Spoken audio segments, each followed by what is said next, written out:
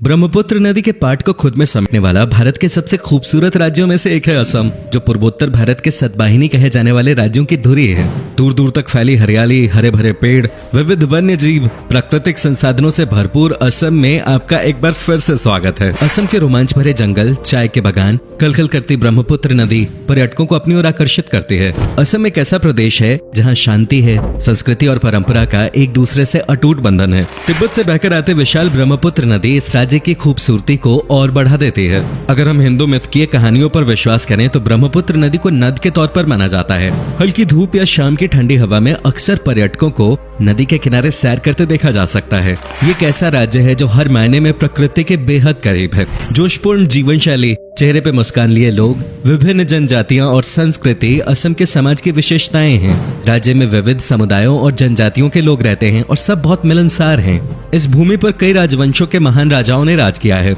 मध्यकाल में भारत ने कई हमलों का सामना किया था, ये हम जानते हैं। लेकिन आपको बता दें कि असम पर अंग्रेजों से पहले कभी किसी विदेशी ताकत का राज नहीं रहा। एक और बात जानकर आपको हैरानी होगी कि मुगलों ने 17 बार असम पर हमला किया, लेकिन हर बार असफल रहे। इसमें वीर योद्धा लचित बरफुकन जी का बड़ा योगदान रहा है। दोस्तों, क्या आपने ये सुना है कि पक्षी भी आत्महत्या करते हैं? अगर नहीं तो ये जगह आपको असम में दिखाई दे जाएगी। असम के जातिंगा नामक जगह को एक रहस्यमयी जगह के तौर पर जाना जाता है, जहां हर साल सैकड़ों की संख्या में पक्षी तेज रफ्तार से आते हैं और पेड़ों, इमारतों से टकराकर खुद की जान ले लेते हैं। हैरानी की बात तो यह है कि ये गुत्थी अब तक वैज्ञानिक भी नहीं सुलझा सके हैं। क्या आपको पता है देश के दूसरे राज्यों के इतर असम राज्य का अपना अलग राज्य गान है? लक्ष्मीनाथ बेजबरुआ जी ने इस गाने की रचना की थी। देश के कई अन्य राज्यों की तरह असम में भी खेती ही लोगों का प्रमुख व्यवसाय है। आमदनी के मामले में असम में खेती का स्थान तीसरा है और राज्य के 69% लोग ये व्यवसाय करते हैं। हालांकि चाय के उत्पादन के मामले में विश्व में इसका बहुत बड़ा योगदान है। असम सिर्फ एक प्रदेश का नाम नहीं,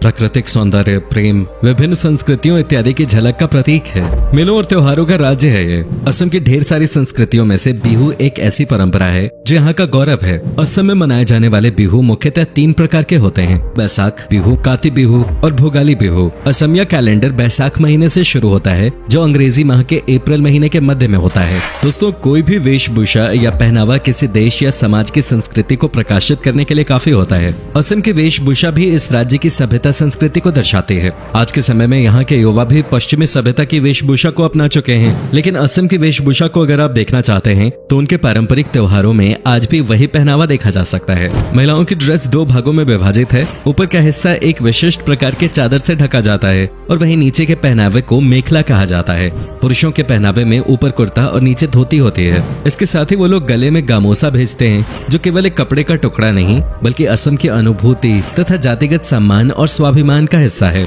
असम में लुभावने नजारों के अलावा जो चीज सबसे अधिक आकर्षित करती है वो है वहाँ का खाना। यहाँ के खाने का स्वाद एकदम अलग है, जो आपको पूरे देश में कहीं और नहीं मिलेगा। खासतौर से यहाँ के नॉन-वेज फूड का कोई मुकाबला नहीं। साथ ही यहाँ आपको स्वादिष्ट पोर्क, चिकन, बतख और मटन के कई व्यंजनों का स्वाद चखने को मिलेगा। जब भी असम के विशिष्ट व्यंजनों की बात होती है तो खार का नाम सबसे पहले लिया जाता है, जिसके इस्तेमाल से भोजन का स्वाद बढ़ जाता है। इसके साथ ही असम का एक फेमस फूड है आलू पिटिका, जो शुद्ध शाकाहारी व्यंजन है। रेशम के कीड़ों से बना हुआ व्यंजन भी यहाँ का प्रिय भोजन है। नॉनवेज फूड में एक बहुत ही स्वादिष्ट व्यंजन टेंगा फिश कड़ी है, जिसे बनाते समय टेंगा, टमाटर, नींबू या किसी भी खट्टी चीज का इस्तेमाल किया जाता है। इसके साथ ही यहाँ त्योहारों के वक्त हर घर में चावल से बने कई तरह के पिट्ठू और लड्डू बनाए जाते हैं। असम में आपको स्ट्रीट फूड की भी अलग अलग वैरायटीज मिल जाएंगी। असम अपने वन्य जीव पर्यटन के लिए भी जाना जाता है। राष्ट्रीय उद्यान और अन्य अभयारण्य असम के प्रमुख पर्यटन स्थल हैं। बेहतरीन वन्य जीवन के अलावा असम पर्यटन, मंदिरों और स्मारकों के लिए भी जाना जाता है। चिलचिलाती गर्मी और कड़ाके की ठंड से बचने के लिए असम सबसे बेहतरीन जगह है।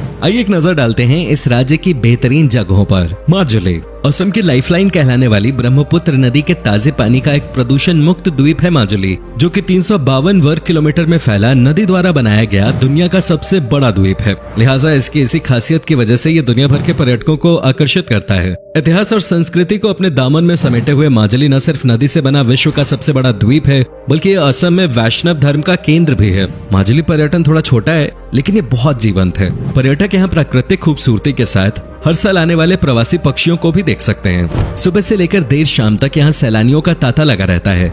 नेचर लवर्स और फोटोग्राफी के शौकीनों के लिए ये एक परफेक्ट जगह है।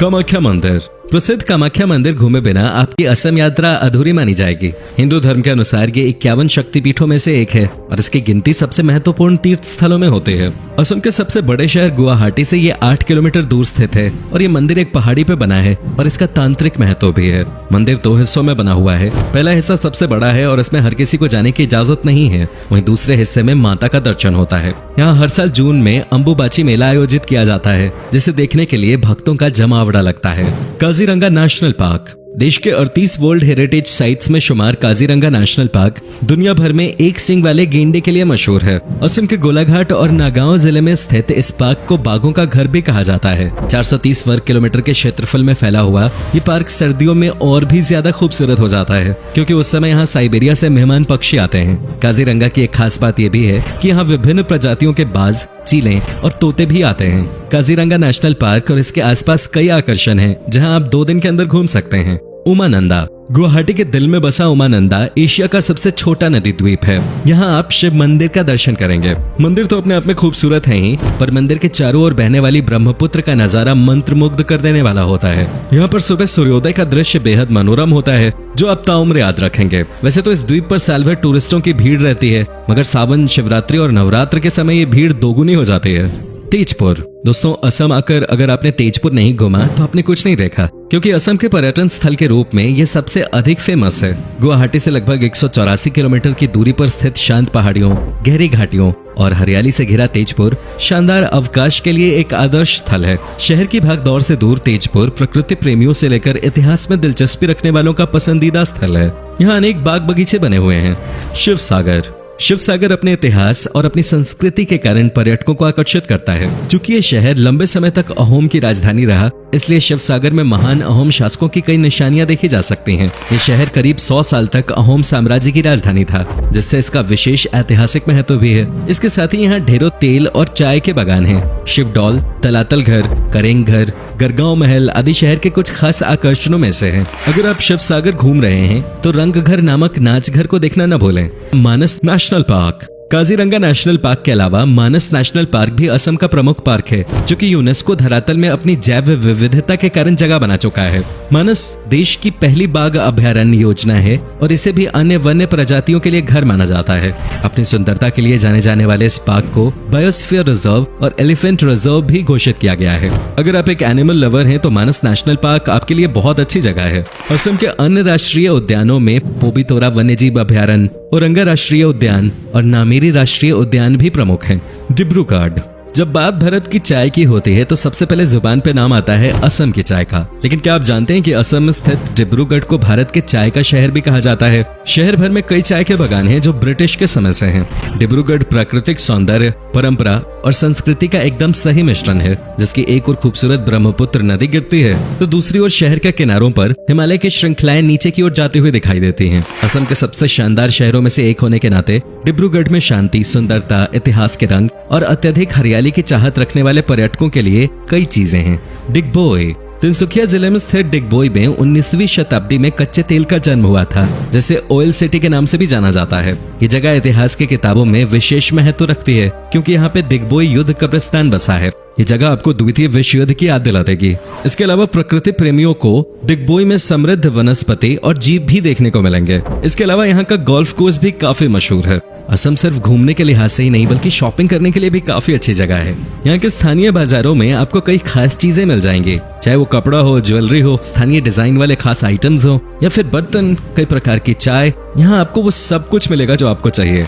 अगर आप रोमांच से प्यार करते हैं तो असम ऐसी जगह है जहाँ आप कभी बोर हो ही नहीं सकते। असम पर्यटन कई प्रकार की साहसिक गतिविधियों जैसे रिवर क्रूज, रिवर राफ्टिंग, पर्वतारोहण, ट्रेकिंग और माउंटेन बाइकिंग जैसी चीजों का घर है। यहाँ कई प्रकार के गोल्फ कोर्सेज भी स्थित हैं, जहाँ आप अपने हुनर को परख सकते हैं और इस शाही खेल का लुत्फ उठा सकते हैं। दोस्तों, कैसा लगा आपको असम से जुड़ी इतनी बढ़िया बढ़िया चीजों के बारे में जानकर? क्या आपने कभी सैर की है इस खूबसूरत राज्य की? हमें जरूर बताएं। और अगर आपको असम पसंद है तो नीचे कमेंट में लिखिए जय आई अखम। साथ ही वीडियो को लाइक कीजिए। फिलहाल मिलता हूँ आपसे अगली वीडियो में।